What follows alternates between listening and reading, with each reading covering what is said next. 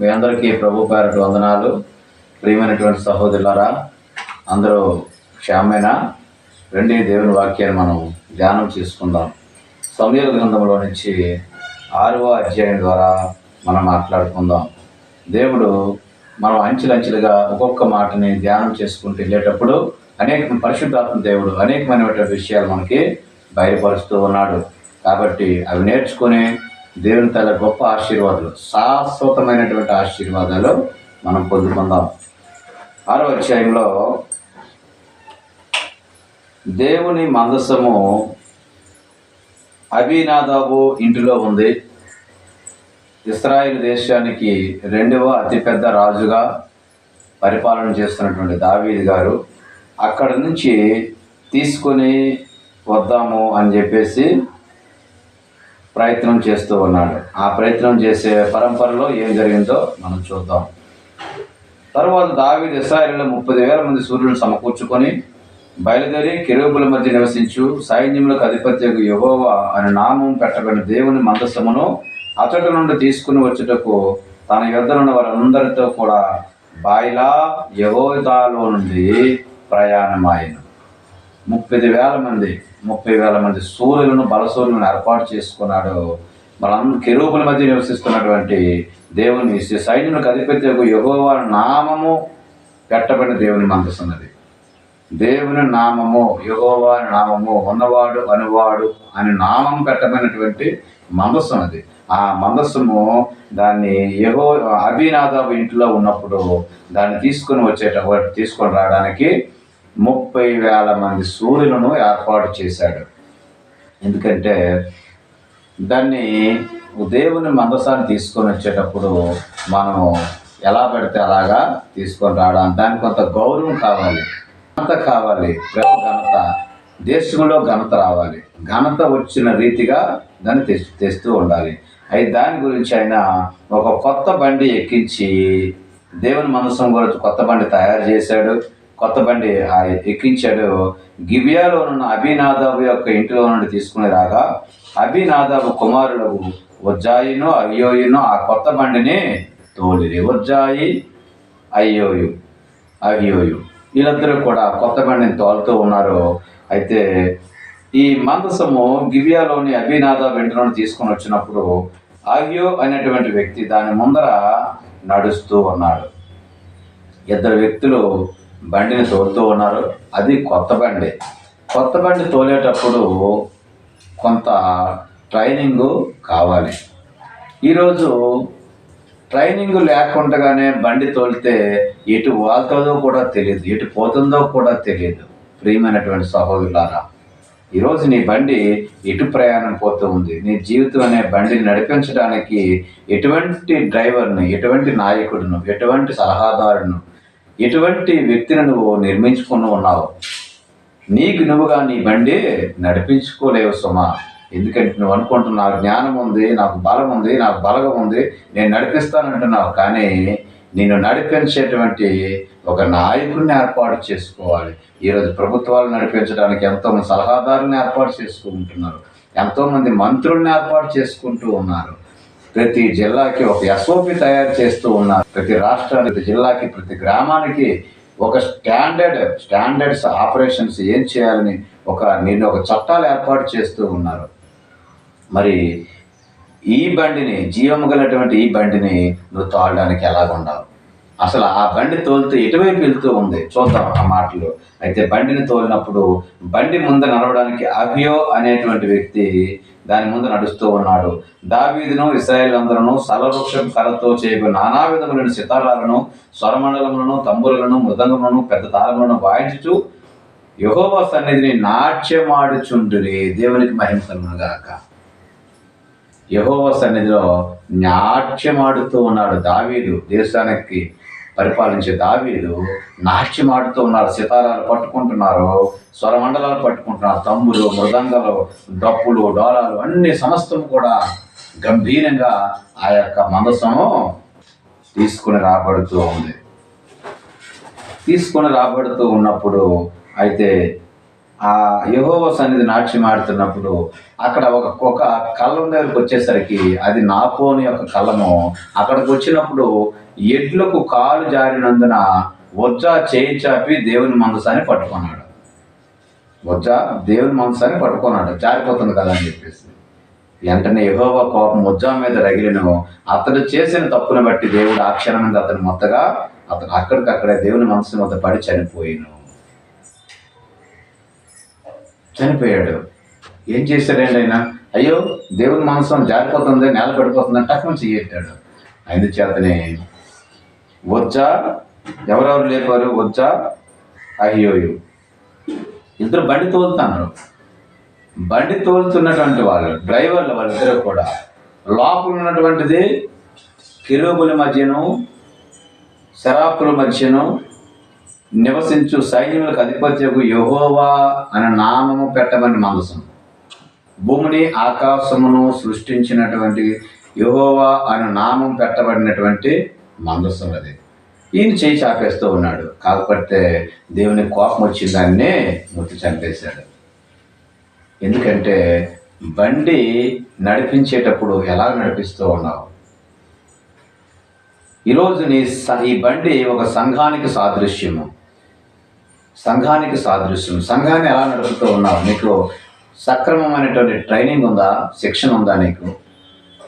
శిక్షణలో చాలా విషయాలు నేర్పుతూ ఉంటారు.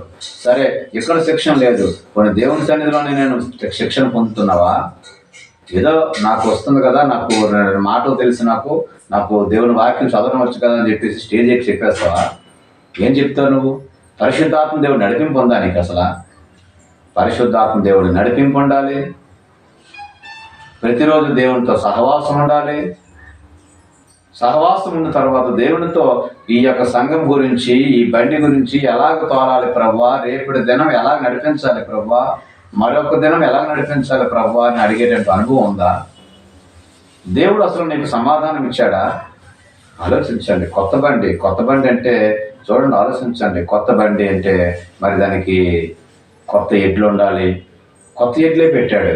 ఇంతవరకు ఎవరు తోలని ఎడ్లు పెట్టాడు, కానీ తోలేవాళ్ళు కరెక్ట్. ఎందుకు కాలు జారింది? అసలు కాలు జారవలసిన అవసరం ఏముంది? ఈరోజు సంఘంలో అనేక మంది కాలు జారిన స్థితిలో ఉన్నారు. ఎందుకు జారుతూ ఉన్నారు? నువ్వు నడిపిస్తున్నావు కదా సంఘ కాపరిగా నడిపించినప్పుడు ఎందుకు జారుతూ ఉండాలి వాళ్ళు కాళ్ళు? అంటే నీ నడిపింపులో ఎందుకు జారిపోతూ ఉన్నారు కొంతమంది సంఘంలో నుంచి? ఆ రోజు ఎంతమంది ఉన్న సంఘము, ఈరోజు ఎంతమంది ఉన్నారు సంఘంలో? ప్రియమైనటువంటి సహోదరుడా, ఉన్నది తక్కువ మంది అయినా ప్రాబ్లం లేదు, కానీ ఆత్మీయంగా నడిపించుకోవాలి. వాళ్ళు కూడా జారిపోవడానికి ప్రయత్నం చేయొద్దు. వాళ్ళు జారిపోవడానికి సిద్ధపడుతూ ఉంటారు. ఎక్కడెక్కడో కొత్త మేతలు, కొత్త ఆహారాలు, కొత్త బోధలు వచ్చినప్పుడు వాళ్ళు కాళ్ళు జారుతూ ఉంటాయి. వాళ్ళ కాళ్ళు కానీ జారితే పరిస్థితి ఏంటో తెలుసా? ఇదిగో దేవుని మనసు మీద నడిపించినటువంటి ఆ వ్యక్తి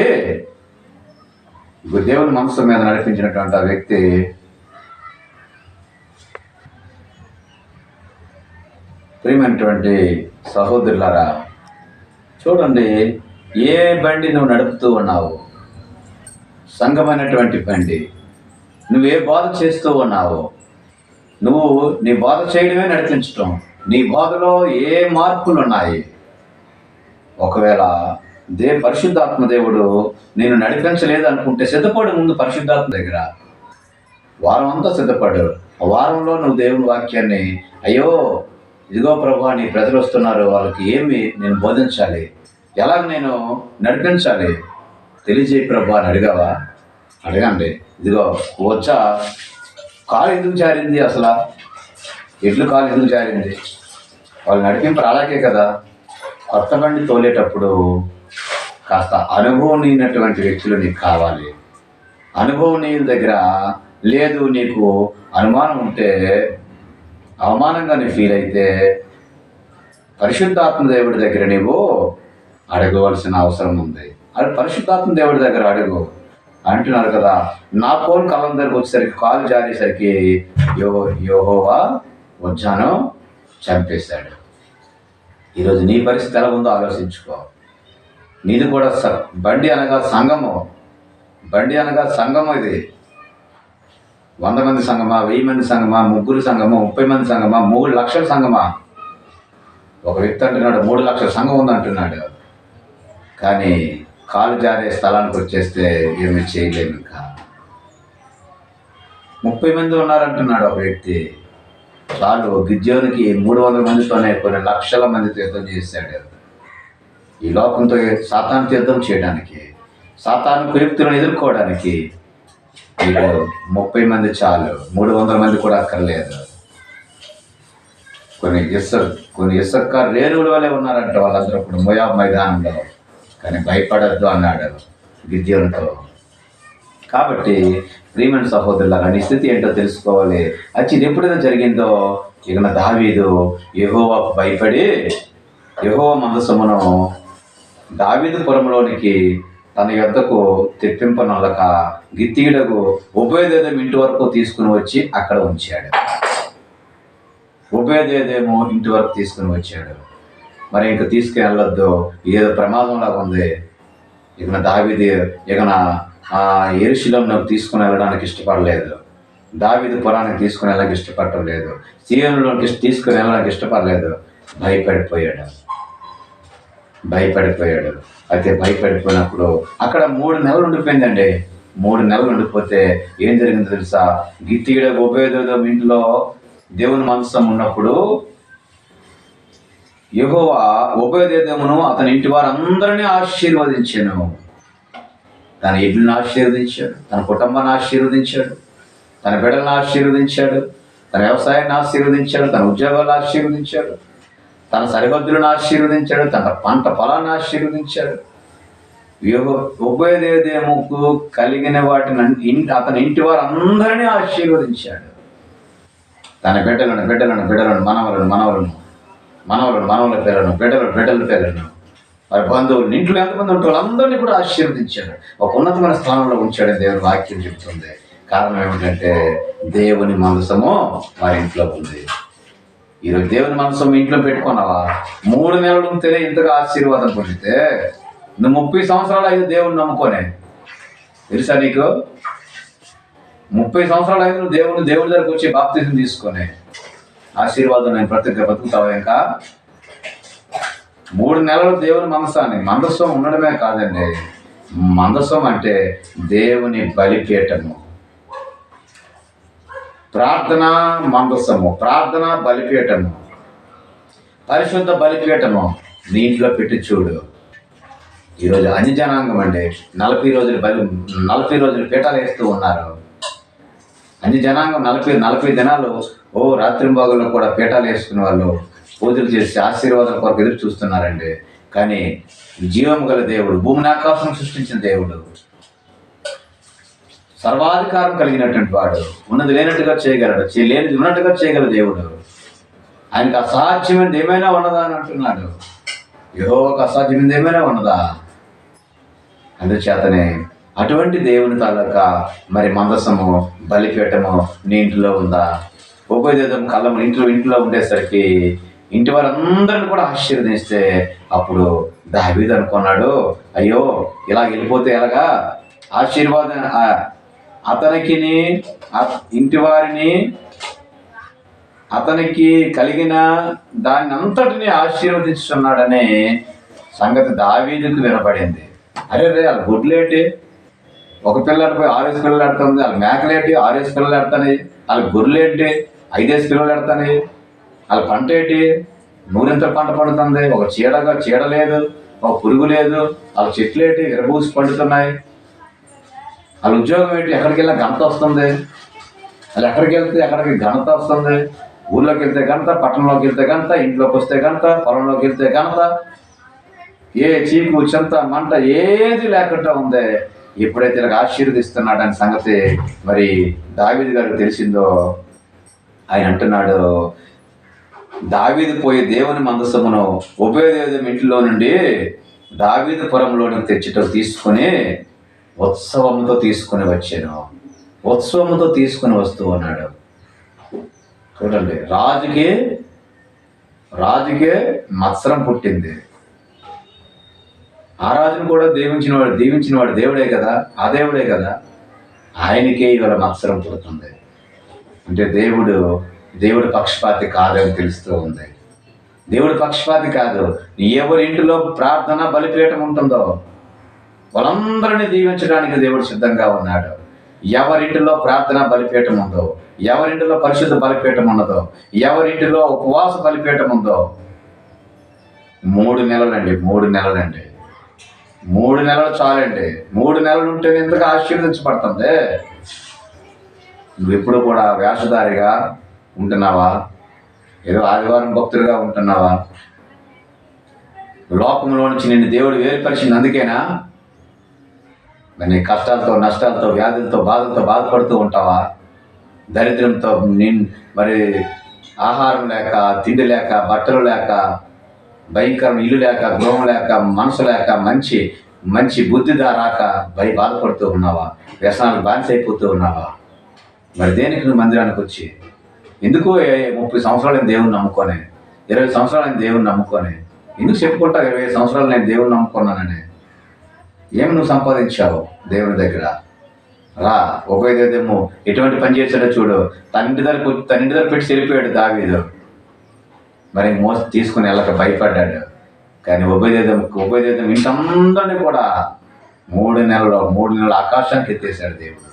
ఆకాశానికి ఆయనకి ఎత్తిన దేవుడు నీకు కూడా గిత్తీయుడైనటువంటి ఉపయోగేమో చూడు, గిత్తీయుడు ఆయన.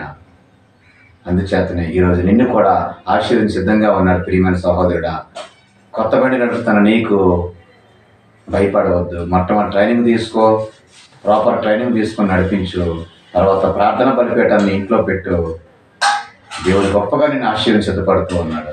దేవుడు వాక్యం మిమ్మల్ని అందరినీ కూడా దీవించి ఆశీర్వదించును గాక. ఆమేన్, ఆమేన్.